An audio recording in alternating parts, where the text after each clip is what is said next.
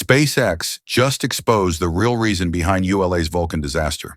A critical nozzle defect in Northrop Grumman's solid rocket boosters has grounded what was supposed to be ULA's flagship rocket. The company promised 10 Vulcan launches this year but delivered only one. Even worse, this same nozzle failure has now appeared on multiple Northrop Grumman projects. Is this a systemic design flaw that could end ULA's future? And can they survive when SpaceX is launching every 3 days? Let's dive right in. The numbers tell a story that ULA doesn't want you to hear. On May 30th, SpaceX launched the GPS 3SV08 satellite for the Space Force. Nothing unusual, right? Here's the twist. That satellite went from storage to orbit in just 3 months.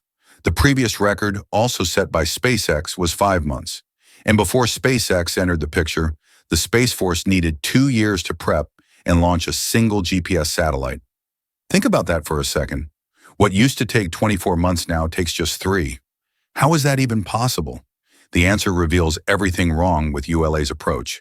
The Space Force already had satellites built and waiting, but they needed a rocket that could actually fly on demand. That's where Vulcan was supposed to step in. ULA's new flagship rocket was designed to replace the aging Atlas V and compete with SpaceX's Falcon 9. But when the Space Force needed reliable launches, Vulcan was nowhere to be found. So they turned to SpaceX, and the Falcon 9 delivered flawlessly for the 7th consecutive GPS-3 mission. When national security is on the line, who gets the call? The Space Force didn't hide their excitement. They publicly stated that demonstrating quick-turn launch capability helps them understand what it takes to respond rapidly to future space challenges. Translation: if a satellite fails in orbit, they can now replace it in months, not years. That's not just impressive, it's a complete shift in military space strategy. But here's what should worry ULA. This wasn't a one-time achievement. It's becoming the new standard. While SpaceX keeps stacking wins, ULA is fighting just to stay in the game. The Space Force officially confirmed they won't launch any payloads on Vulcan until next year. Let that sink in. ULA promised 10 Vulcan launches in 2025. They've delivered exactly one. The rocket that was supposed to revolutionize ULA's business has flown just 3 times total since its debut. What went so catastrophically wrong? The answer traces back to Vulcan's second test flight in late 2024. One of the Northrop Grumman GEM 63XL solid rocket boosters malfunctioned mid-flight. Engineers discovered a defect in the nozzle, and that discovery opened a can of worms nobody expected. The Space Systems Command immediately launched a full investigation, grounding all future Vulcan missions until they could verify every booster's safety. When your rocket's only had 3 flights and already has a critical failure, how do you convince customers to trust it? But the nightmare gets worse. This isn't an isolated incident. The same type of nozzle failure appeared on Northrop Grumman's Omega rocket during ground testing back in 2019. Then in June 2025, it happened again on NASA's Space Launch System booster during a static fire test. 3 separate projects, same manufacturer, identical failure mode. Industry experts are now openly questioning whether Northrop Grumman has a fundamental design flaw in their nozzle engineering. One analyst didn't mince words. There's something fundamentally wrong with Northrop Grumman's nozzle engineering design models or manufacturing processes. When the same problem keeps appearing, is it really just bad luck? The delays are crushing ULA from multiple angles. Military payloads and Amazon's Kuiper satellites make up nearly 90% of their backlog. Every week Vulcan sits grounded, those customers lose confidence. ULA's official goal sounds ambitious. Ramp up to 2 launches per month, hitting 24 per year. That would make them one of the world's most active launch providers. Except there's a massive problem with that math. 5 years ago, 24 launches annually would have been groundbreaking. Today, it's barely average. SpaceX hit 25 launches back in 2020. In 2025 alone, Falcon 9 has flown 151 times. That's a launch every 2.4 days. Even the Soviet Soyuz U managed 47 launches in 1979, nearly 4 per month. ULA's ambitious goal would still leave them in the dust of records set decades ago. How do you compete when your best-case scenario is someone else's starting point? Infrastructure problems make everything worse. The new rocket assembly hangar and second mobile launch platform at Cape Canaveral, both critical for increasing launch rate, are behind schedule. ULA insists they're making progress, but nobody knows when they'll actually hit that 2-per-month target. And even if they did, there's a deeper issue that no amount of infrastructure can fix. Vulcan is expendable. Every single booster gets thrown away after one flight. Meanwhile, SpaceX lands and reuses Falcon 9 boosters multiple times, with some flying over 20 missions. Blue Origin's New Glenn just proved its reusable design works. Rocket Lab is developing Neutron as a reusable vehicle. Even China is working on reusable rockets. The entire industry is moving in one direction, and Vulcan is stuck in the past. One industry analyst put it bluntly, Vulcan is definitely fifth behind SpaceX's 3 rockets and New Glenn.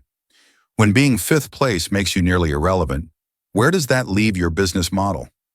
ULA's only real advantage right now is being a trusted military contractor, but that safety net has an expiration date. As soon as other companies beyond SpaceX offer reliable, reusable alternatives for national security launches, ULA's expensive throwaway rocket loses its unique value. Some experts believe solid fuel boosters, like Vulcan's GEM 63XLs, are heading toward obsolescence in civilian rocketry. They worked fine in the throwaway era, but reusable rockets demand different engineering philosophy.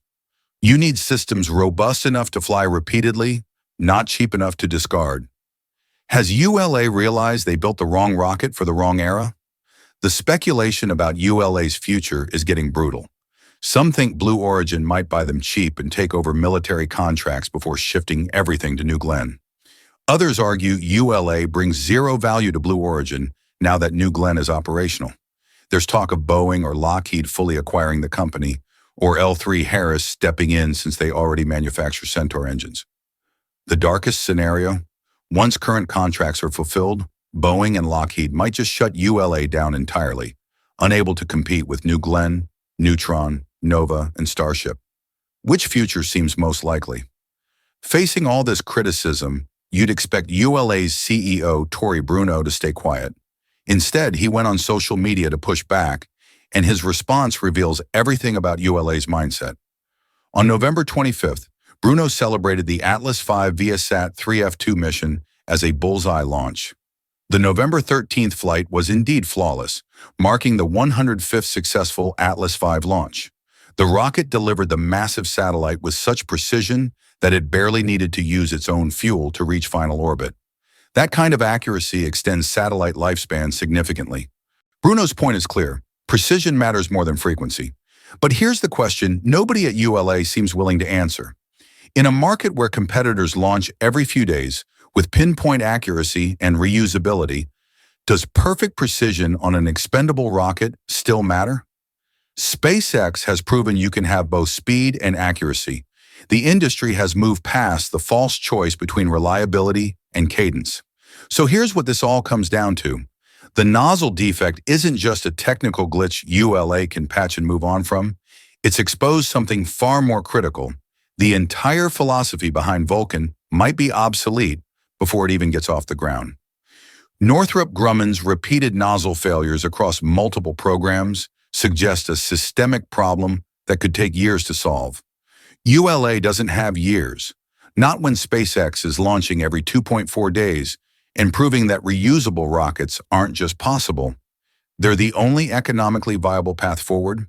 The Space Force's 3-month GPS satellite launch showed the world what rapid response looks like, and they did it with a rocket that lands itself and flies again. Meanwhile, Vulcan managed 1 launch this year out of a promised 10, using boosters that may have fundamental design flaws. The message is crystal clear. Precision without speed, reliability without reusability, and expertise without innovation won't cut it anymore. The real question isn't whether ULA can fix the nozzle problem. It's whether they can fix their approach to spaceflight before the industry leaves them behind completely. What do you think? Can ULA adapt and survive? Or are we watching a legacy company's final chapter? Drop your thoughts in the comments below. If this breakdown gave you insight into what's really happening with Vulcan, hit that like button and share this with anyone following the space industry. And subscribe to Space Update 24 hours to stay ahead of every major development in space technology. We'll keep tracking this story as it unfolds.